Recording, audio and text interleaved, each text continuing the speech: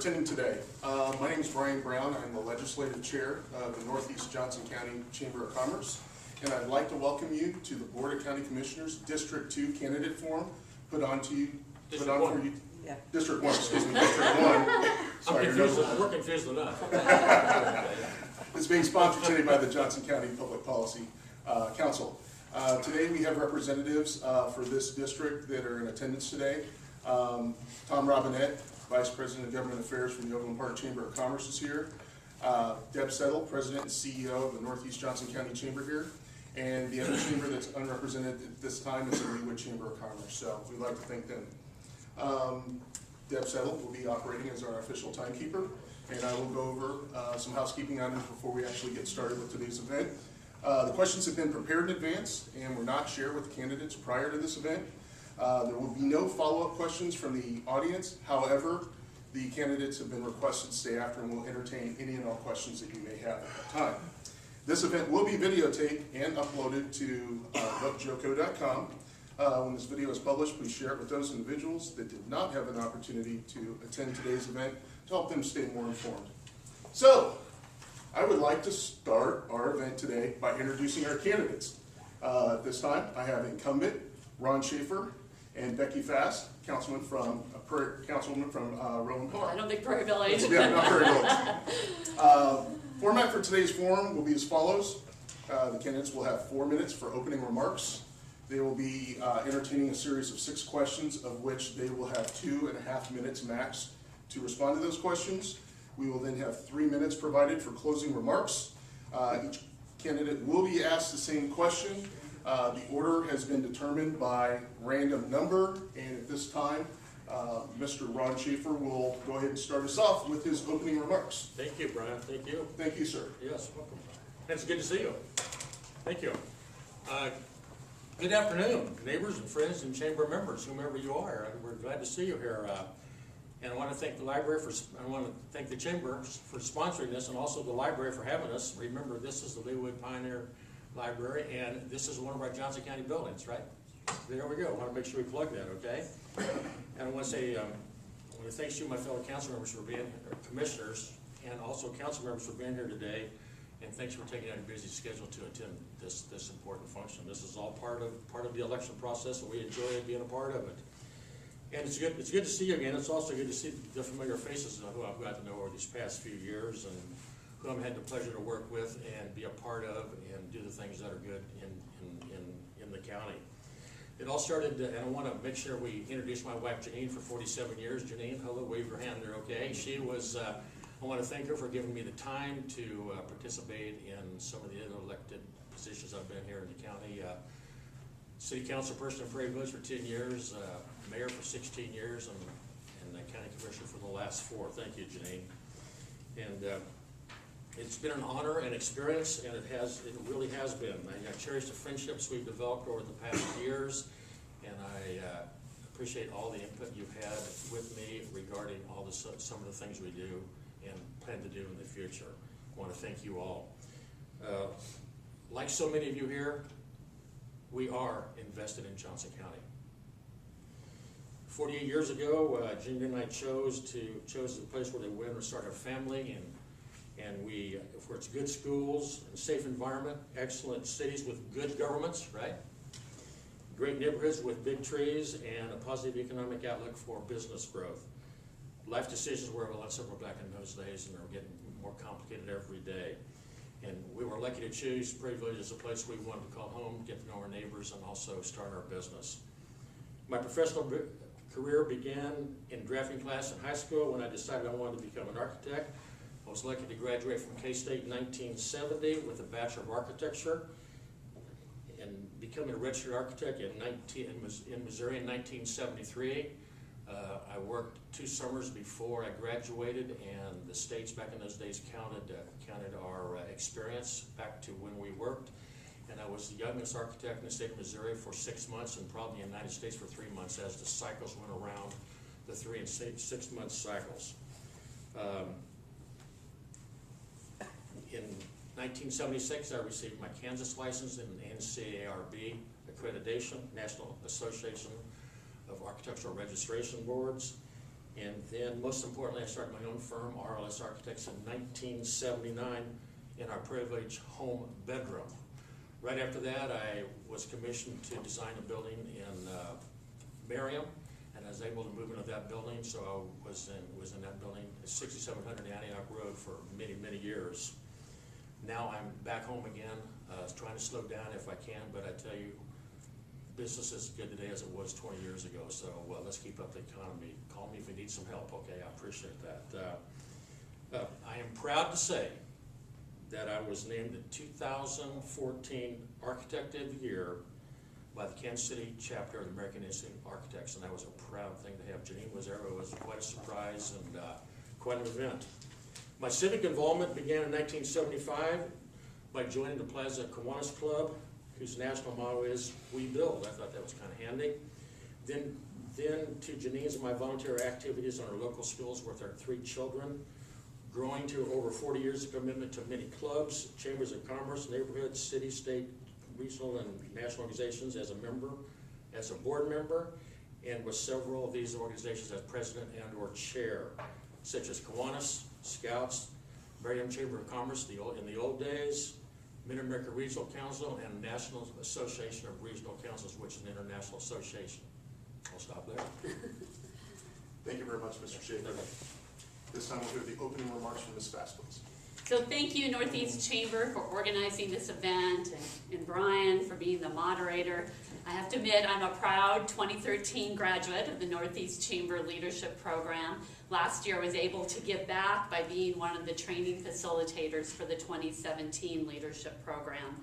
Over the years, I've had the pleasure, I served on the Greater Kansas City Federal Affairs Committee and on their State Policy Committee. So I greatly appreciate all Deb Settle does, Michael Popa. I see them all the time working in the community and advancing economic business projects. My background, a little bit about myself, my public service background began very early in my career. I started as a teacher working with special needs children in rural Kansas. My great-grandparents homesteaded a farm in Kansas. They were Mennonite immigrants over 150 years ago to Kansas. So I have a lot of pride about Kansas. I later went and got my master's in public administration and social work at the University of Kansas because I wanted to improve the quality of life for all families in Kansas.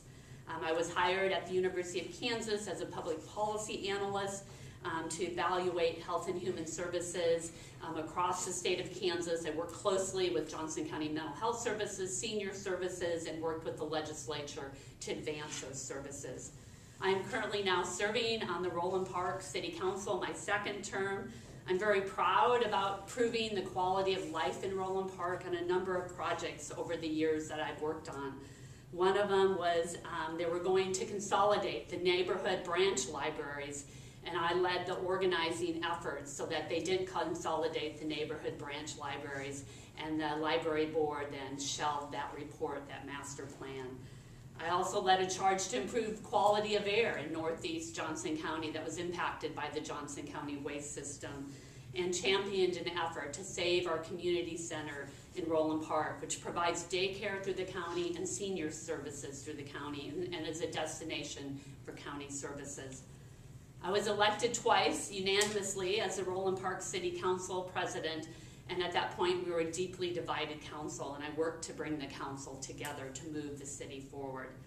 Over the years I've worked closely with many Johnson County agencies when I worked at KU, and then I was hired by former Congressman Dennis Moore as his district director, and worked across the political spectrum, organizing town halls, community meetings, and I was his liaison with federal agencies, cities, and counties, and brought in, through our office, working with these federal agencies and in these cities, millions of dollars for the Turkey Creek corridor, road improvements, and mental health funds. Now I'm an advocate in Topeka with bipartisan legislation, and I teach health and human services at Washburn. Currently, there is no one with my background on the county commission, no one with expertise in health and human services. No one with my background working at the federal, state, and local level. And I feel that we must have county commissioners in this changing environment that are equally comfortable in the halls of Congress, to the halls of Topeka, and to the local government offices. In these polarized times, it's also critical to have collaborative and facilitative skills. And as your District 1 Commissioner, I will work to bring those skills and experience and extensive public policy background to the District 1 County Commission spot.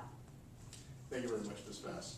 As you can see, we have both two extremely talented candidates here. At this time, we'll go ahead and start with the round of questions. Please remember you'll have 2.5 minutes for your responses. Ms. Bass, we'll start with you. What do you believe is the most important skill or competency that differentiates yourself from your opponent, and how do you feel this would benefit Johnson County?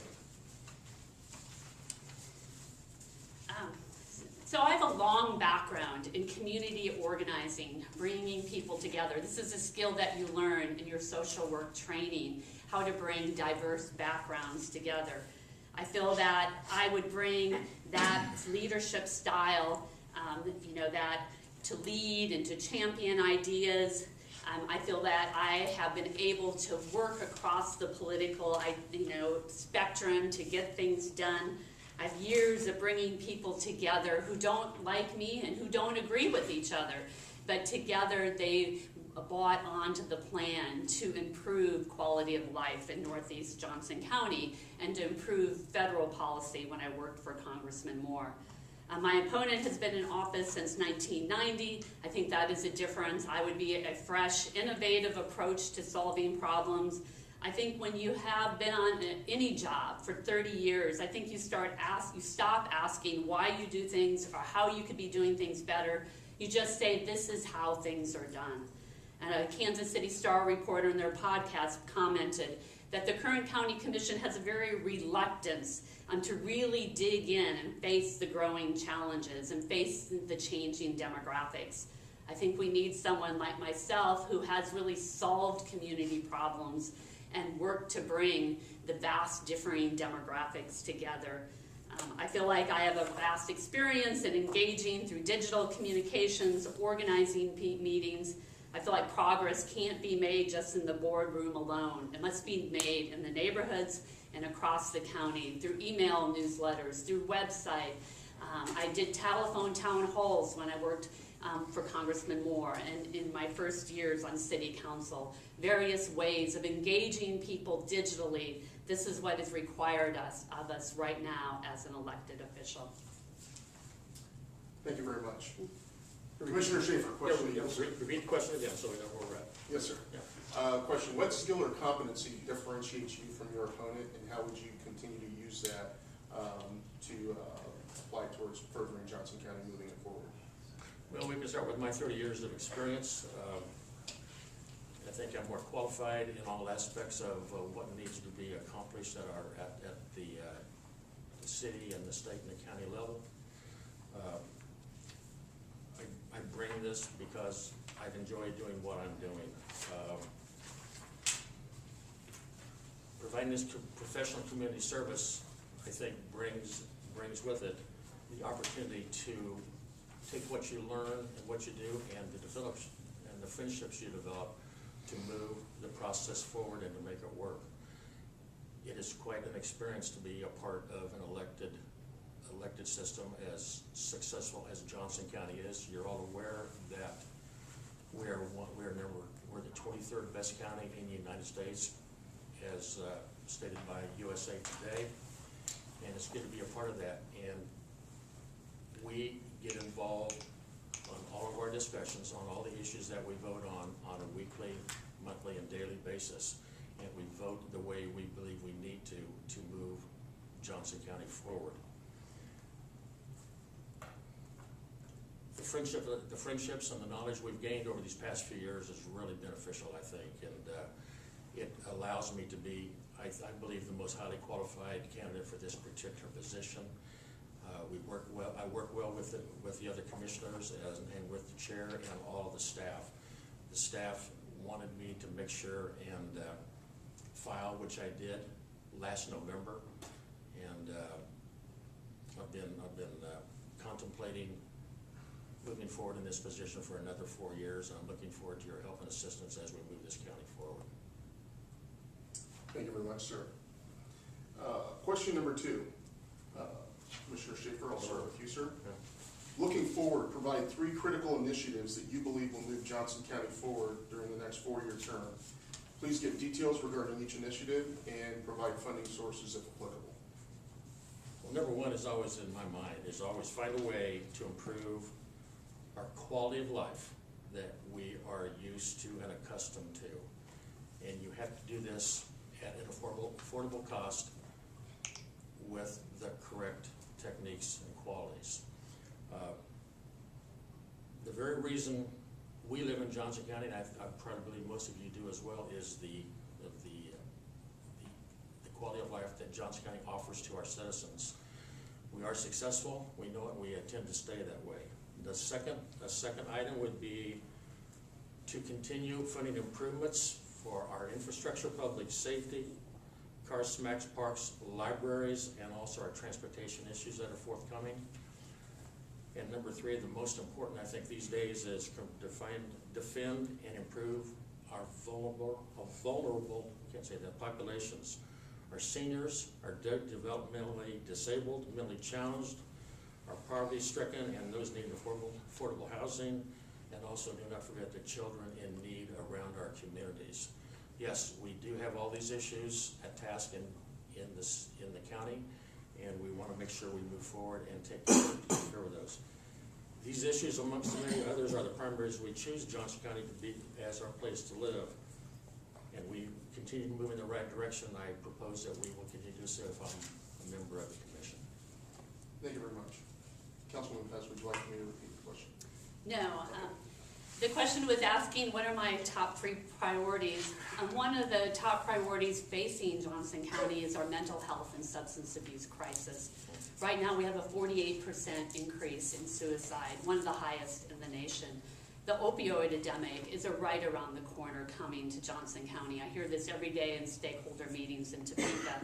Our chief of police, I talk to many of them. A large percent of their time now is spent on mental health issues, social services, and when we don't invest in mental health, we pay for it in jails and corrections.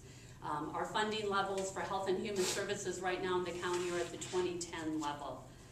My second priority is a strong commitment to public safety.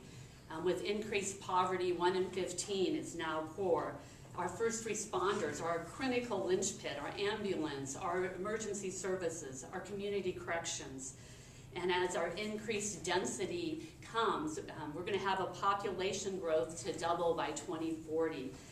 And so we need to start planning and envisioning to deal with this density. Our senior population, too, is going to increase by 25%. As increased density, we're seeing this in Northeast Johnson County. It will require more funding into stormwater, transportation, looking at our green space, and ensuring that there is green space as we develop more of Northeast Johnson County. Also, we must have fair property taxes. It's becoming more and more difficult for many Johnson County residents, especially seniors and those on fixed incomes, to live here, to retire here. The workforce housing, more and more people are having to move to Lewisburg, Paola, and drive, and there's lack of transit in the county. We must be able to provide housing in this county that's affordable for our police, our social workers, our teachers.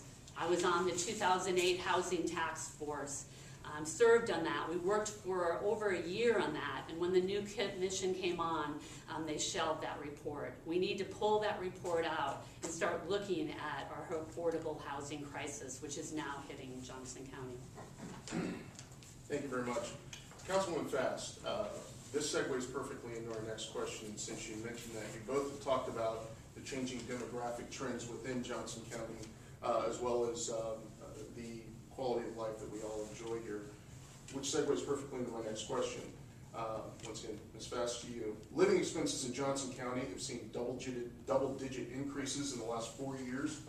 Homeownership is becoming a challenge for people working in a number of professions, such as educators and first responders in Johnson County. In addition, costs for individuals, including those on fixed incomes who own their home without a mortgage, have continued to rise.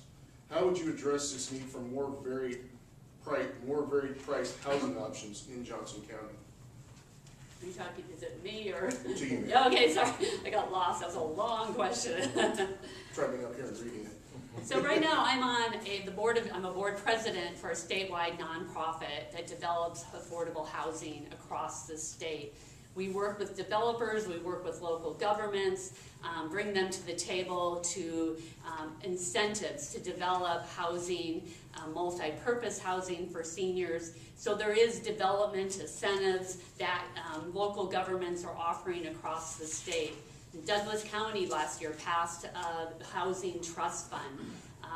Missouri has a housing trust fund, and Douglas County is doing planning right now to deal with their skyrocketing housing and the lack of mid-priced housing. Mission has a luxury housing, Westwood, Prairie Village, Overland Park. Everywhere is going up is luxury apartment complexes, which is replacing a lot of middle price point apartments.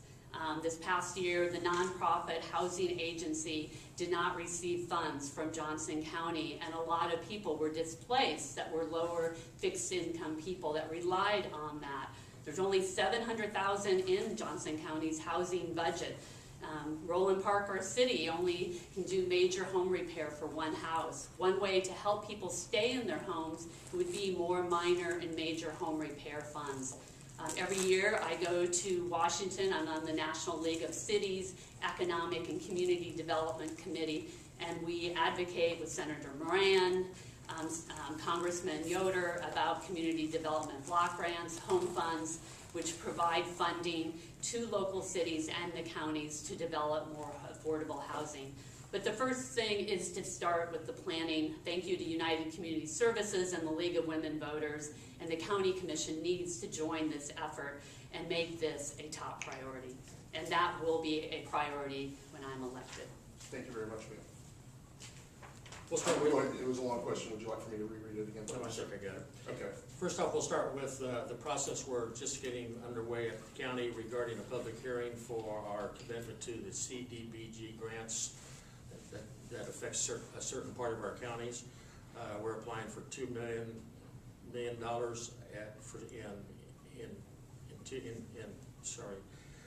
estimated $2 million for CDBG and $1 million for home funds. We always participate in CDBG grants, but that doesn't occur very often in the northern parts of our county. I know Prairie Village has considered getting involved in that program over the years, and we have done it in a minor nature. But let's don't forget our Johnson County Housing Authority. We've submitted and paid for 1,447 authorized vouchers, and this number is not expected to increase, and over 99% of our housing payments are paid to private, non-profit landlords in Johnson County, just under the $10 million annually we spend. 244 landlords participate in this program, and we have served 2,936 persons in 1,447 households. 53% of these households have a disabled occupant, 18 have an elderly occupant, and 39% have an occupants under 17. This is one of the things we do that no one hears much about. Ms. Fast mentioned some of the other issues that are occurring in certain parts of our cities. Indeed, there seems to be too much infill development that is occurring with high-priced apartments and also homes. But it also goes back to the cities. You have to ask the cities if they really want to participate in that particular program, and if they're prepared to have that type of housing in their neighborhoods. And I hope that's the truth in all cases. I know we've considered that in Prairie Village, and I know it's occurring more often in other parts of the county.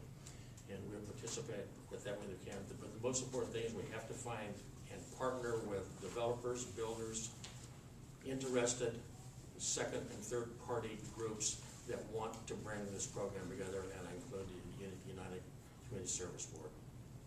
Thank you very much. Appreciate that, sir. Commissioner Schaefer, question is to you. Yeah. We're on question number 4 now, 6. Johnson County continues to grow its population at a very steady pace. Yes. This growth creates a greater need for investment in community services, as you both alluded to, infrastructure development and infrastructure maintenance. Please share with us what your approach would be to helping manage the county's budget amid challenges dealing with state-imposed limitations on funding as well as revenue sources available to local jurisdictions. Now, you're talking specifically about the budget, or are there other issues? I want to make sure I know where you're heading with that. Speaking about the budget, sir. Budget, yeah, budget. Specifically a budget question. Now, that's all, budget issues, I still, and I mentioned before, and I'll say it again, I believe that our county budget, or our city budget, or your house budget, or your club budget is the most important thing that any elected official will be involved with. It's always the issue, income versus outgo, meeting the needs and the wants and the desires and requirements of the people or the club or the organization you serve. Everybody seems to want more than they can get. It's up to departments and up to us to judge exactly what's needed as it scales into their 1 year, 2 year, 5 year budgets, and we consider those items very carefully. I'm sure, I know for a fact that we are starting the budget process for 2020. We've approved 2019 at just over $1 billion, and every item that is considered is very serious to the departments that consider them and use that money to use that service. We do review every budget item that we vote on a weekly basis, and we always verify that indeed that particular budget item has been considered and approved and comes out of the budget that we've already approved for this coming year. It's always a battle. It's always a concern, especially from the people in the departments, because they know what our citizens need and want, but we always have to be practical and realistic as it comes to what we provide each departments. Thank you very much, Commissioner Schaefer. I'm going to read this again because it's a meaty question. Councilwoman Bass. Johnson County continues to grow its population at a very steady pace. This growth creates greater need for investment in community services, infrastructure development, and infrastructure maintenance. Please share what your approach to managing the county's budget would be amid the challenges with state-imposed limitations and revenue sources available for local jurisdictions. So one of the biggest limitations that occurred was the tax lid. I serve on the Kansas League of Municipalities Legislative Priority Committee. I'm in Topeka every year advocating for carve-outs. We've gotten several carve-outs in there, but that has really constricted local cities and counties for moving forward. I believe commissioners must be active participants in the legislative process. We've been seeing a number of these initiatives to take away our local control. I also, as I said, I'm on the National League of Cities Economic Development Committee, and we've also worked against some of the onerous regulations in Congress too. I feel like we must not be held hostage to the state. We must also be proactive in our planning. We saw this with Johnson County in the 1960s. We were one of the first counties to have a mental health center prior to the federal act for mental health. We were one of the first counties to have a certified public health department. We weren't held hostage to the state. We got visionaries together and planned forward. On the Roland Park City Council President, I initiated outcome and goal-based priorities for our budgeting. Now every year, staff and counselors come together with goals and we set priorities. I think that's very important in bringing in the public as a county commissioner, that commissioners and citizens must be active in that budgetary process planning and including citizens in that process. Thank you very much. Councilwoman Fass. What are your views on county and city infrastructure partnerships? As alluded to before, I believe one of you had mentioned the CARS program. How do you see those partnerships being important to continue to move Johnson County forward and maintain the infrastructure that it has in place amid the growth that we're experiencing? So just last night at the Roland Park City Council, we approved a CARS project. So your smaller cities really rely on CARS, and it's just really, and I'm not saying your larger cities don't either, but it's just a vital program. I think a lot of people don't realize when they go down major cities that that is funded through a county-city arrangement. The gas tax, which is distributed from the state to local government. And there's been years, my first year on council, we were very fearful that that would be cut and that we wouldn't have that CARS funding. And I think that's an ongoing fear because local cities do rely on that funding. I think another source of funding is the stormwater. That SMAC is the kind of the acronym that the county works together in planning for, and now they added on maintenance. Before it was just new projects. Water has no boundaries, and when Roland Park's water goes into Fairway, they've had increased flooding in Fairway, and those partnerships and infrastructure, Fairway right now doesn't know how they're going to pay for all the stormwater projects that they need to do because they've had so much flooding and so many houses now put into the flood zone.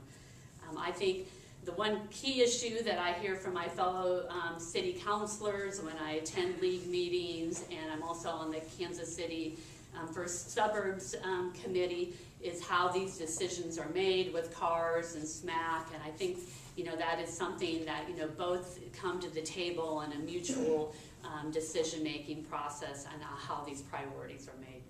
Thank you very much, ma'am. We will both agree. The CARS program and the SMAC program is very important to not only the county but our cities.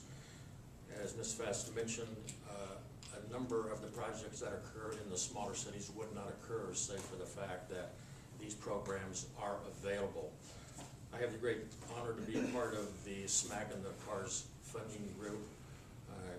They get together with the local and city engineers and the other professional engineers around the community and determine which particular projects need the most assistance, weighed with the funds that the city has to participate. There's always a split in there of some sort, and that's part of the deal. Some projects are put on hold for 1, 2, or 3 years until those cities have enough funds to match the grants and requirements to do that particular project. And I'm talking both SMAC and CARS because they're pretty much the same thing. This, for 2019, we just approved at the county, what Ms. Fasten mentioned, voted on last night, $16 million worth of CARS projects for 12 different cities. About $12 million comes from the gas tax, about $3.5 million comes from the county, and that leaves about $141,000 in reserves. As far as the SMAC funds, Stormwater Management Council, they're totaling $18 million worth of projects, and the county paying about $13.5 million of that. 3 cities and 1 unincorporated area is going to benefit from the SMAC floods and stormwater repairs we do next year. I was on the council in Prairie Village when both of these programs started, and our Director of Public Works was a very, very strong participant in that particular program. And as Ms. Fast mentioned, there was some concern as time went forward that the county was thinking about dropping those two programs, and we're glad that didn't occur because all the mayors and all the city council members mounted a lot of concern that these 2 programs are very important to the cities. Thank you very much. I'm going to take some liberties and ask a follow-up question to that, if I may. No. It's going to be easy. It's going to be, should Patrick Mahomes live in either Roland Park or Prairie Village? If you guys don't want to answer that question, it's fine. But Commissioner Schaefer, I'll start with you. Obviously, you both, I think that makes everybody happy that you both believe that these partnerships are very important. I know you both have backgrounds working with local municipalities, so you do see the importance, how they affect your local jurisdictions. If you can, share with us, once again, Commissioner Schaefer, starting with you, what infrastructure project is important that hasn't been prioritized yet that will need to be addressed here in the coming years? Well, the cities have their own, of course. Correct. But we have ours as well. We've been very fortunate in the fact that this last year and the year before that, we've started construction on a great number of our projects that we're all familiar with. The new county courthouse, the new medical examiner's facility, the Arts and Heritage Center is complete and very successful, and there was a lot of adversity to that particular project. And also we're completing improvements, or doing improvements, and will complete improvements to the Tomahawk Stormwater, or the wastewater facility in southern Leawood, which is over a $300 million project. You know, these particular projects have been in the works for a number of years. And we're happy to say that these are the ones that we have in mind to get complete.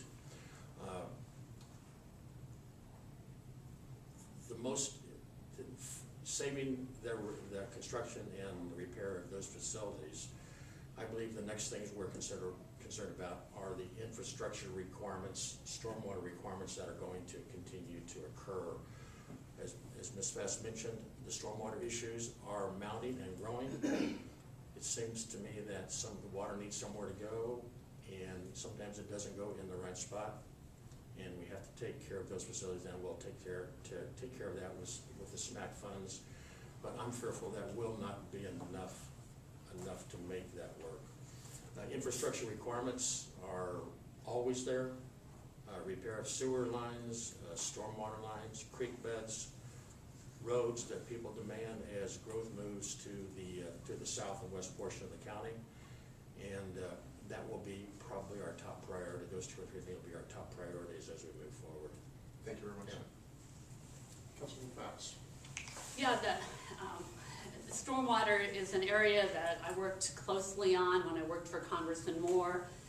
We were able to bring in significant funds for stormwater, the watersheds, over $1 million for Roland Park, $28 million for Mission, Merriam, but that is ongoing. Merriam has ongoing old structures. We see sinkholes, Merriam, Mission. So your northeast area is really dealing with some ongoing, very expensive stormwater issues. And as we increase density, there is just more runoff and more need for stormwater. Also the waste system, the Nelson waste system at the end of Null is very old. I've been involved with that for years because of the smell has continued to get worse. It's very expensive. It will be a huge project to transfer that, develop that. It was one of the oldest Johnson County waste system, and finally they started to talk about it. Residents, we've been advocating for improvements in that waste system for 10 to 15 years that I've been involved on that to try to alleviate the air quality in Mission, Roland Park. It also goes down to North Overland Park when the wind blows at a certain way. There's also incredible growth by the intermodal down there. It's really exciting. I talked with UPS the other day. Their incredible job growth, high paid, good jobs, and the railroad, which will be more infrastructure, also increased transit as our population growth. We're 40th in the nation on accessibility to jobs. And as it becomes more difficult to live and work in Johnson, how do you get from the jobs at the intermodal in Edgerton if you live in KCK? There is a new transit line now in KCK and in Brookside to go down there. But we will need more like the K10 bus system, which has been very popular from Johnson County to Lawrence. But we need that regional cooperation because people live and work. And I think that will be an ongoing need. And environmental issues. We have a landfill that is rapidly filling up. And it's becoming more and more hard to recycle. China's not taking as many plastics. So we will need to look at how we can increase recycling so we don't fill up our landfill. Thank you very much, ma'am. Thank you for allowing me to indulge. Our final question, Ms. Fass, will start with you. The demand for social services in Johnson County has increased, with poverty levels trending up, coupled with limited state funding to the county. What do you see as being the solution to stabilizing safety net services within the county? Well, safety net services was one of the top concerns of the county on their citizen survey this last spring. They named health and human services and the growing holes in the safety net. When we don't have a three-legged stool, a strong public education system, a strong safety net system, then our economic system is impacted. You don't have the skilled workforce. It takes all three to have a prosperous economy. This is a need that we have to start planning for with mental health services to meet that growing need. It's not only mental health. My brother has, as I said earlier, has Down syndrome. He's on a 7-year waiting list in Johnson County. These are supports that we as a county need to provide for all residents. You have a 4 or 5 day wait for transit if you're a person with disabilities. Expanding Medicaid would be a huge help in our county. That I believe that citizens in Johnson County want quality services, they want good government, and they are willing to help all citizens in our county and the most needy, which is reflected in that survey, that they are willing to help those in need. With 1 in 15 in poverty right now, we must reach and help those. And after, the full-time equivalents right now, we're at the 2010 level. I think that takes planning. It takes assertive effort, as we did in the 1960s, to have one of the premier health centers before any other county. I think the growing needs is something that we as a county need to start planning for and dealing with, especially as our seniors become a large percent of our population. And we saw it, Johnson County has not participated in the Community for All Ages, as has Roland Park Mission. Many of the counties on the Missouri side, that's under with Congressman Moore, helped to bring in that federal money to start the Community for All Ages, and that is a planning vehicle to plan for the rising senior population. Thank you very much, Ms. Fass. Commissioner Schaefer, I'll start with one of the, we have four strategic priorities in the county the last 1, 2, 3 years, and we're moving forward with those. And one of them is to advance the self-sufficiency of our vulnerable populations, including those with mental health needs. Now, to put it simply, the state is reducing their fundings for this particular type of programs that we need in the county, and you and I are making up for them. We increased our budget for next year by $4.2 million to help the citizens who need help. And also, we have paid for the equivalent of $6 million of funds that are needed for people who can't pay for these services. We turn no one away when they come to our offices for mental health. Admittedly, there is a waiting line, but we turn no one away. We're hoping that with this new administration and the new legislatures that we have a way to get back and try and make things even, but you read and you hear about things that are occurring in Osawatomie, in Olathe, and some of those other issues that we have to take care of the people who are in need and need help. We know that 1 in 5 adults will have a mental issue in their lifetime. That equates to about 100,000 residents in Johnson County that is going to need help over their lifetime. And we also know that, like she said, twice as many Johnson County teenagers took their own lives compared to 2017. And half of all chronic illness starts somewhere in the neighborhood of age 14 and up. It's important to remember that behind every statistic, there is a person and a family and also a community to help. And so we want to make sure we fill that void and need when we can. We discuss these issues critically and constantly amongst our sessions, and it is an issue that is becoming more prevalent in our discussions, and we're going to do the best we can to do what we can to make our citizens whole and make them a better part of our community. Thank you very much, Commissioner. At this time, that concludes the question and answer session of our forum. I'd like to give our candidates a big warm thank you. Did a great job. At this time, since we heard the opening statements from Commissioner Schaefer first, Ms. Vest, I'd like to go ahead and allow you to start with your closing statements, ma'am. I just want to thank everyone for coming today on a beautiful, colorful day when you want to be out with the fall leaves. I'm the only candidate who's been endorsed by the 3 pro-public education groups, and I'm the only candidate who's been endorsed by the Maine Environmental Group due to my leadership on improving parks in Johnson County, air quality, and services for stormwater. I feel like we can't continue with business as usual. Johnson County is a much different place than it was when it was a white light suburb. We now have 81 languages in the county. We no longer simply a suburban county. We are moving to be more of an urban county. We have many urban issues with poverty, public safety, and we do many great things, but we must start working on some of these issues. We must start long-range planning, envisioning, and bringing people together across the political spectrum.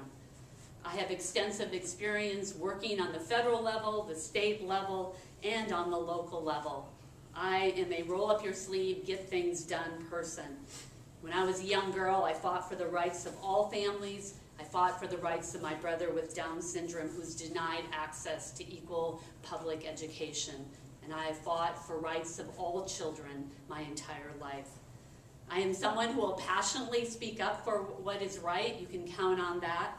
I won't sit on my hands. I will bring people together to get things done. I feel like now more than ever in these polarized times that we need commissioners who can bring people together and advance the quality of life. I believe in this changing landscape of Twitter and engaged leaders that we need to seek input, listen, and bring people together who differ and disagree to move the county forward. I want to hear from you. I want to know your concerns. You can count on me to be a vote that will vote for positive and proactive things in the county. Over the years, I've worked on some of the toughest problems facing Johnson County and Kansas, and I will continue to do that as your county commissioner. This November, I ask you for your vote, and thank you for being here. Thank you. Thank you very much, Ms. Vest. Commissioner Schaefer will now hear your closing remarks. Well, thank you. Thank you.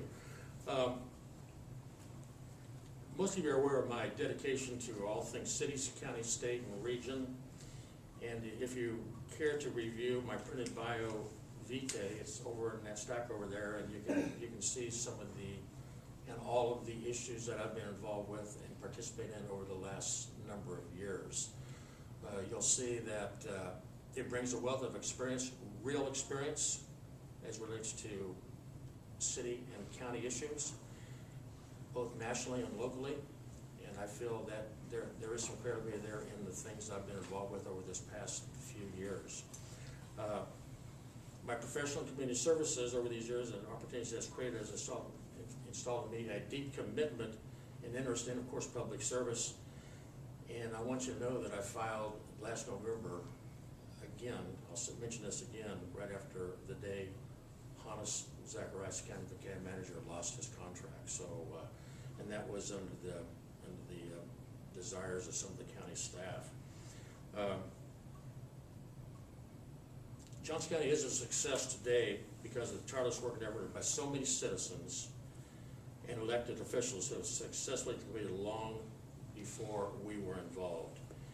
And you can be assured that every vote I consider as a commissioner and every vote I will cast in the next 4 years will contribute to the future success of Johnson County. Keep in mind a quote of Bill Stainton: "The future of your county will not look like the present," which is true. We know we're in for changes on a daily basis, weekly and yearly basis. And I will never cast a vote that will allow Johnson County to regress. I'm a forward thinker, as you all are aware.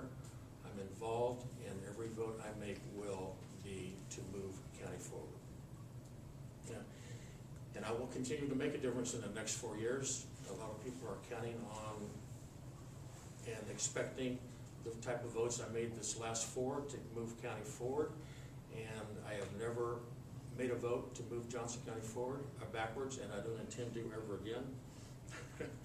And I want to let you know the next 4 years, with your guidance, your help, and your voice, and your vote, I will represent you well. Thank you. Thank you very much. Let's give our candidates a round of applause. At this time, this concludes the Johnson County Public Policy Council's presentation of the Board of County Commissioners District 1 candidate race. We'd like to thank both candidates for their participation today and wish them well in their endeavors for their pursuit to advocate for all Johnson Countyans. We also thank the county government for this wonderful library for being able to host this event. A couple housekeeping things, please.